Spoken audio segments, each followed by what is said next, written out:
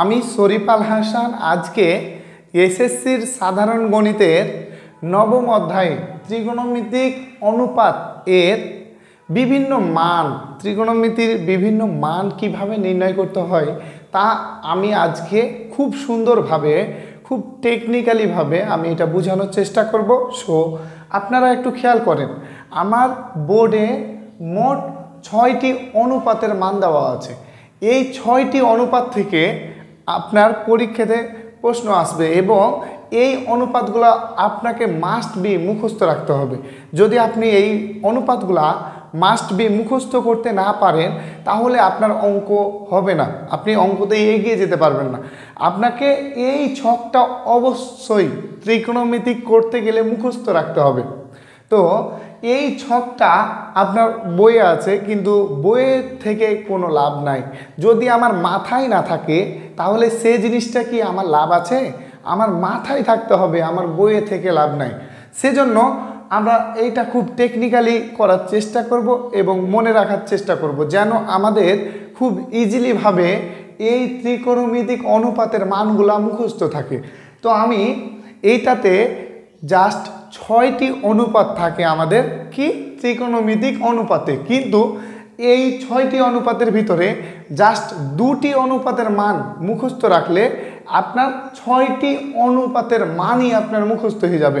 এই ছকটি আপনার যদি হয়ে থাকে তাহলে আপনার কোনো ত্রিকোণমিতিক অনুপাতের যে মানগুলো আছে এই মানগুলো নিয়ে আপনাকে চিন্তা করতে হবে না এবং আপনি সুন্দরভাবে আপনার 9.2 অঙ্কগুলো ইজিলিভাবে করতে পারবেন।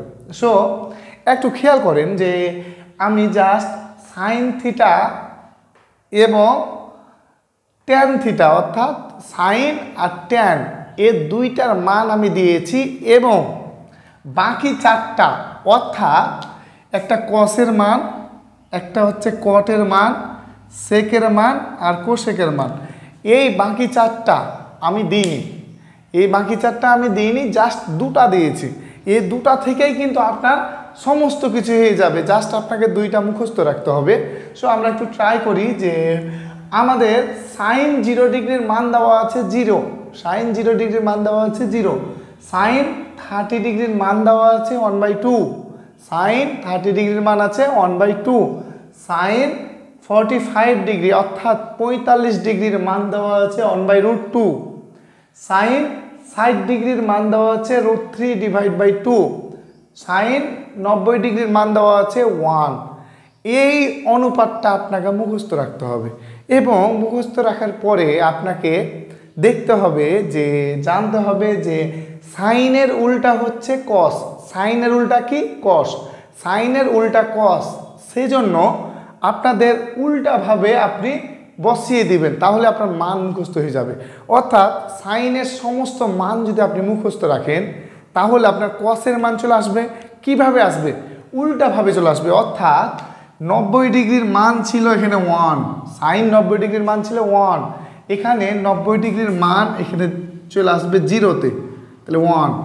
এখানে 60 ডিগ্রির মান ছিল √3/2, তাহলে এটা হবে √3/2। এবার এখানে 1/√2 ছিল, তাহলে 1/√2। তারপরে এখানে 1/2 ছিল, তাহলে এখানে 1/2। তারপরে 0 ছিল, তারপরে এখানে 0। এভাবে করে আমার কসের মান মুখস্থ হয়ে যাবে। অর্থাৎ আমি যদি সাইন থিটার মানটা জানি সুন্দরভাবে সুনিপুণভাবে তাহলে আমার কসের মান চলে আসছে। অর্থাৎ সাইনের মানটা আমাকে মুখস্থ রাখতে হবে, তাহলে আমি কসের মানটা পাবো। অর্থাৎ সাইনের উল্টা হচ্ছে কস, এইভাবে আমাদের মনে রাখতে হবে। এরপরে আমরা একটু খেয়াল করি, ট্যানের মানটা আমি লিখে রেখেছি। ট্যান 0 ডিগ্রির মান হচ্ছে 0, ট্যান 30 ডিগ্রির মান হচ্ছে 1/√3, ট্যান 45 ডিগ্রির মান হচ্ছে 1, ট্যান 60 ডিগ্রির মান হচ্ছে √3, ট্যান 90 ডিগ্রির মান হচ্ছে অসংজ্ঞায়িত। তো এই যে আমার অসংজ্ঞায়িত আছে, তাহলে ট্যানের উল্টা হচ্ছে কট, তাহলে ট্যানের উল্টা যদি কট হয় তাহলে এই যে ট্যানের 90 ডিগ্রির যে মানটা থাকবে কটের 0 ডিগ্রির মান সেটা হবে। সেজন্য আমাদের একটু দেখতে হবে 90 ডিগ্রির মান ছিল অসংজ্ঞায়িত, তাহলে এটা কি হবে? অসংজ্ঞায়িত, অসংজ্ঞায়িত। তারপরে ছিল আমার 60 ডিগ্রির মান √3, তাহলে এখানে 30 ডিগ্রির মান হবে কত? √3। 45 ডিগ্রির মান যেটা ছিল এটারও 45 ডিগ্রির মান ঠিক সেম হবে, কোনো কিছু চেঞ্জ হবে না, 1 হবে। এবার 30 ডিগ্রি 1/√3 ছিল, তাহলে 60 ডিগ্রি হবে 1/√3। এবার 0 ডিগ্রির মান কত ছিল? 0 ছিল, তাহলে এটা 90 ডিগ্রির মান হবে 0, অর্থাৎ tan এর উল্টা cot। tan 90 ডিগ্রির মান যেটা হবে cot 0 ডিগ্রির মান সেটা হবে। tan 60 ডিগ্রির মান যেটা হবে cot 30 ডিগ্রির মান সেটা হবে। এবার tan 45 ডিগ্রি অর্থাৎ 45 ডিগ্রির মান যেটা হবে cot 45 ডিগ্রির মান ঠিক সেম হবে, এটা আমাদের চিন্তা করতে হবে। তো আমরা একটু খেয়াল করি। এবার আছে আমার বাকি sec এবং cosec।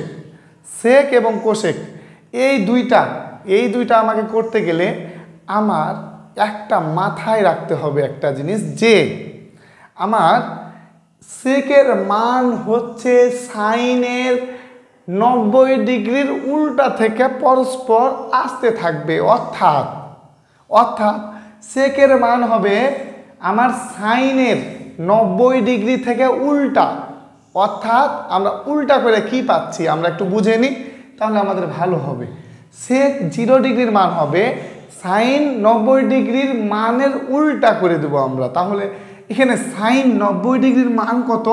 সাইন 90 ডিগ্রির মান হচ্ছে 1, তাহলে সেক 0 ডিগ্রির মান হবে কি 1/1 আছে।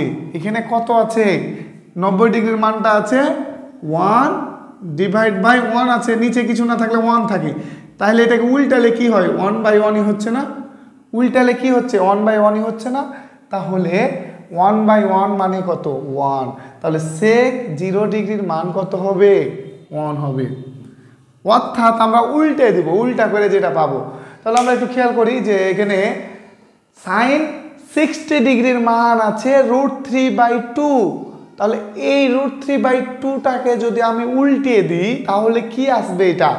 এটা আসবে 2/√3, তাহলে আমরা 2/√3 এখানে বসাই দেব। এবার 45 ডিগ্রির মান আমরা কি পাচ্ছি? 45 ডিগ্রির মান পাচ্ছি 1/√2, তাহলে সেক 45 ডিগ্রির মান কি হবে? উল্টে যাবে, √2/1। তাহলে √2/1 হলে √2, 1 নিচে লিখতে হয় না। এবার আসি, এবার 30 ডিগ্রির মান আছে কি 1/2, তাহলে এটাকে উল্টে দিলে কি হয়? 2/1, তো 2 আর নিচে 1 লিখতে হয় না। এবার আসছি 0 নিচে কিছু না থাকলে কি থাকে? 0 নিচে কিছু না থাকলে 1 থাকে, তাহলে 1/0 যদি হয়, একটা জিনিস 1/0 হয় তাহলে কি হয়? অসংজ্ঞায়িত, অর্থাৎ ইনফিনিটি, অসংজ্ঞায়িত। এটা আমাদের মুখস্থ রাখতে হবে, অসংজ্ঞায়িত। এবার আমাদের মনে রাখতে হবে যে সেকের উল্টা হচ্ছে কোসেক। সেকের উল্টা কি? কোসেক। তাহলে ঠিক উল্টা ভাবে আমরা বসাই দেব। তাহলে অসংজ্ঞায়িত, তারপরে কত হবে? 60 ডিগ্রি 2 আছে, 2 হবে, √3 থাকবে, তারপরটা কি হবে?